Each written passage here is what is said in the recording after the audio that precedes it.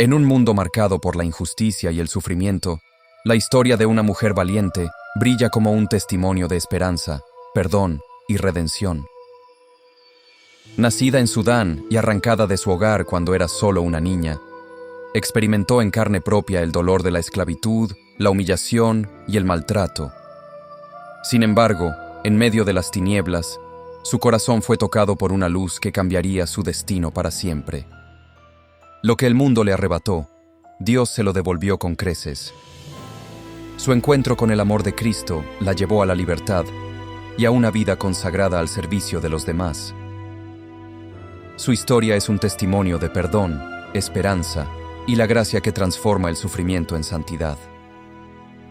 Acompáñanos a descubrir la increíble historia de Santa Josefina Bakhita, la mujer que venció con el amor todo el sufrimiento que la vida le impuso. Josefina Bakhita nació en 1869 en la región de Darfur, en Sudán, en el seno de una familia africana de tradición tribal. Creció rodeada del amor de sus padres y hermanos, disfrutando de una infancia tranquila y feliz en su comunidad. Sin embargo, esta paz se vio abruptamente interrumpida cuando, a la edad de 7 años, su vida cambió para siempre. Un día, mientras jugaba cerca de su hogar, un grupo de traficantes de esclavos la capturó y la separó de su familia.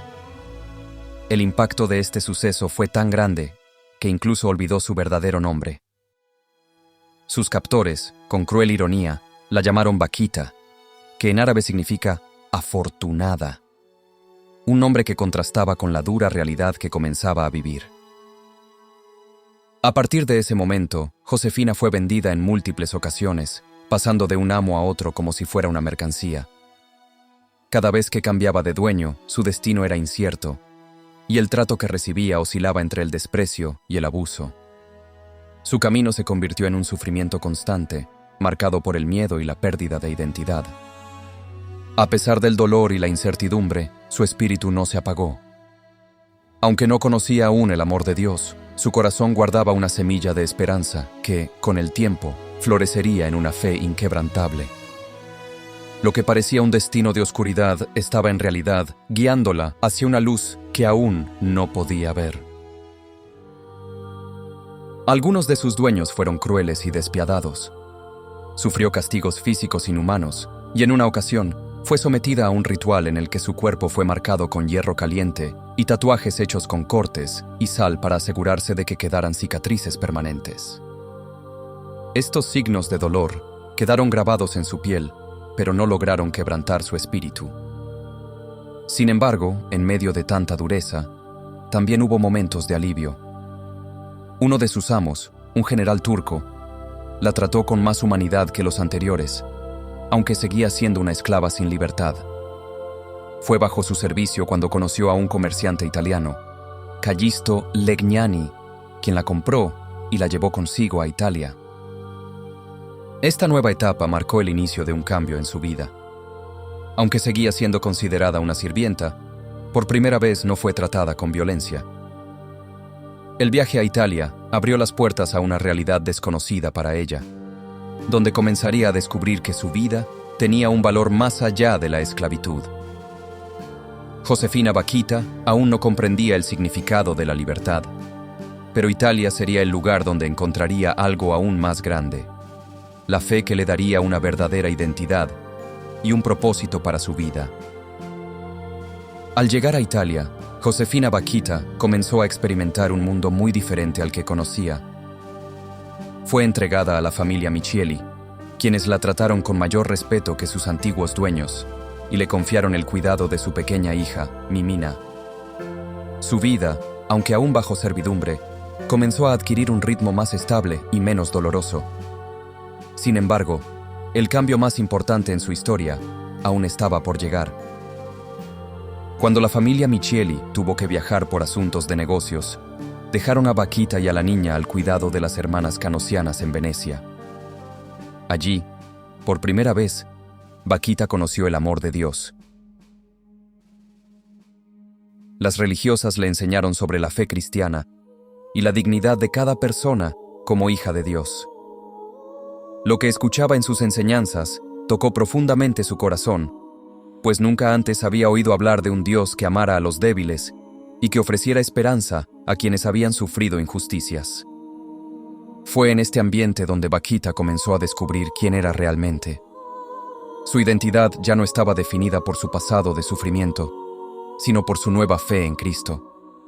A través de la oración y la convivencia con las hermanas, sintió una paz que nunca antes había experimentado. Por primera vez en su vida, encontró un lugar donde era amada no por lo que hacía, sino simplemente por quien era. Cuando la familia Michieli regresó y quiso llevársela de vuelta a África, Bakita tomó una decisión que demostraría su fortaleza y su transformación interior. Se negó a marcharse, pues ahora entendía que era libre y que su vida le pertenecía a Dios. Con la ayuda de las hermanas canosianas, presentó su caso ante las autoridades, y el tribunal italiano confirmó que, según la ley, la esclavitud estaba abolida en Italia. Por lo tanto, Josefina Bakita ya no era una esclava, sino una mujer libre.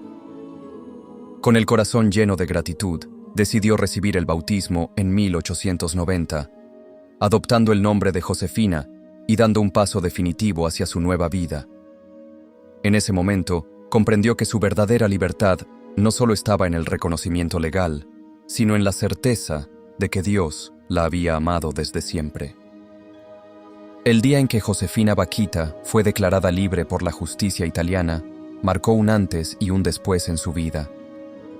Ya no era una esclava, sino una mujer con dignidad propia, reconocida ante la ley y, lo más importante, ante Dios. Pero la verdadera transformación no se detuvo ahí. Su alma también había encontrado la libertad en Cristo, y su deseo más profundo era entregarse por completo a Él. Tras recibir el bautismo el 9 de enero de 1890, junto con los sacramentos de la confirmación y la primera comunión, Josefina adoptó oficialmente su nuevo nombre cristiano. En aquel momento, sintió que renacía a una nueva vida, dejando atrás el sufrimiento del pasado para abrazar un futuro lleno de esperanza y amor. A partir de entonces, ya no se identificó como esclava, sino como hija de Dios. Este nuevo camino la llevó a discernir una vocación más profunda. Fascinada por la vida de las religiosas canosianas que la habían acogido con tanto amor, sintió el llamado a consagrarse al Señor. Con humildad y gratitud, pidió ser admitida en la congregación, y en 1893 ingresó oficialmente al Instituto de las Hermanas Canosianas. Durante su formación, aprendió que su doloroso pasado no era una carga, sino un testimonio que Dios utilizaría para transformar vidas. Cada cicatriz en su cuerpo se convirtió en un símbolo de su victoria sobre la desesperanza. Y su sonrisa, que nunca se apagó, fue la prueba viva de que el amor de Dios puede sanar incluso las heridas más profundas. En 1896, Josefina pronunció sus votos perpetuos, convirtiéndose en religiosa de pleno derecho. A partir de entonces, dedicó su vida a la oración, el servicio y la enseñanza del catecismo. Con su dulzura y humildad, tocó los corazones de muchas personas que se acercaban a ella en busca de consejo y consuelo.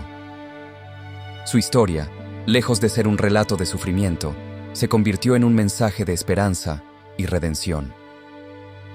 Como hermana canosiana, Josefina Bakita encontró su verdadera misión: servir a Dios a través del amor y la entrega a los demás. Pasó el resto de su vida en el convento de Schio, en el norte de Italia, donde su presencia se convirtió en un testimonio vivo de fe, esperanza y perdón.